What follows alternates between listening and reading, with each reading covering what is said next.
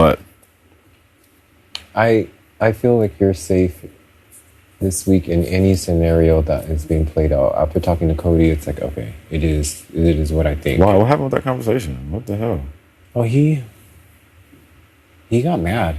He got big mad. Like, big mad.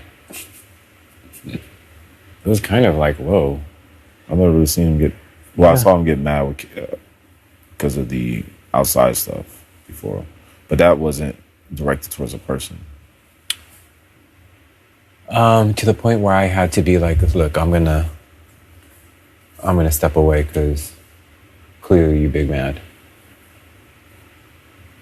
But did he start to like? Did he give you any indication that he was going up, and you were just like, "Yo, what's up?" He flat out told me I'm putting you up after like 45 minutes of talking.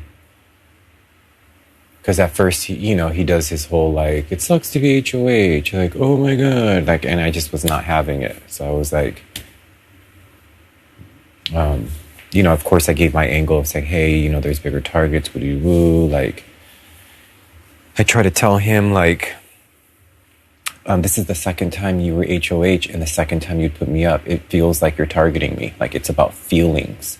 It's not about like a situation. It is about feelings, and you cannot unvalidate my feelings just as much as I can't unvalidate your feelings.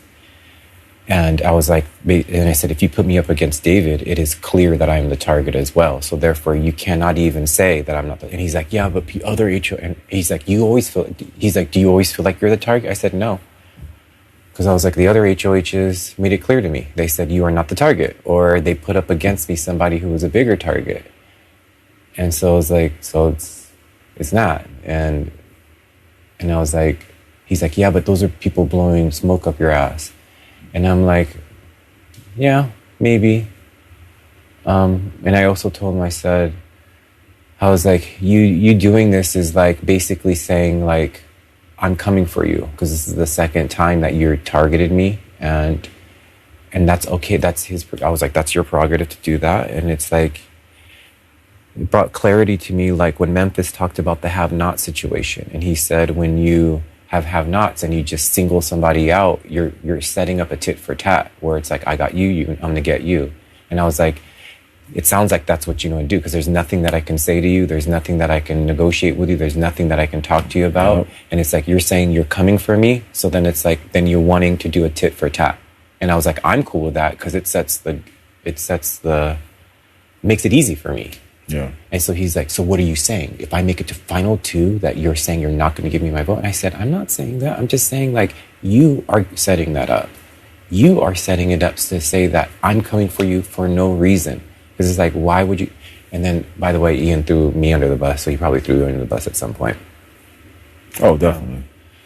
So he's like, well, Ian told me that you would come after me. And I said, Ian is the one, and I broke it down. I was like, Ian is the one that told me about how you're the center of everything. I never came up to him. He came to me and said, here's the center of everything.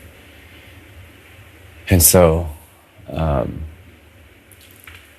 then he was like, well, that's how I knew that you were coming for me, whatever. And I was like, it just went back and forth like that. He's just always trying to find an angle to disguise the reason so he doesn't look like an asshole. Do you feel like he was trying to avoid looking like the a-hole?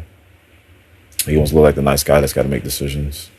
Yes. But I feel like that's his angle. Like, he wants to be like, I got to make decisions. This is where we got that. So this whole time we're just talking like, well, what about this? And I was like, why didn't you talk to me about that if you felt concerned? It was very even keeled. But where he got big mad is when he started to do that. And he was like, for example, he's like, you never came to me. Like, what am I supposed to do? He's like, you always hung out with Devon. And like, I mean, like, if you never talked to me, so how am I supposed to be? And I was like, Cody, every time I enter the room when you were in it, the conversation would stop. I noticed it. I was like, every time the conversation would either stop or would take a blunt right turn.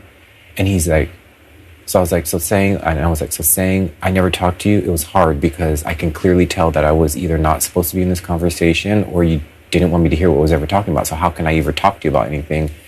Good point. And I said, on top of that, I said, if you ever felt any kind of way, why didn't you talk to me?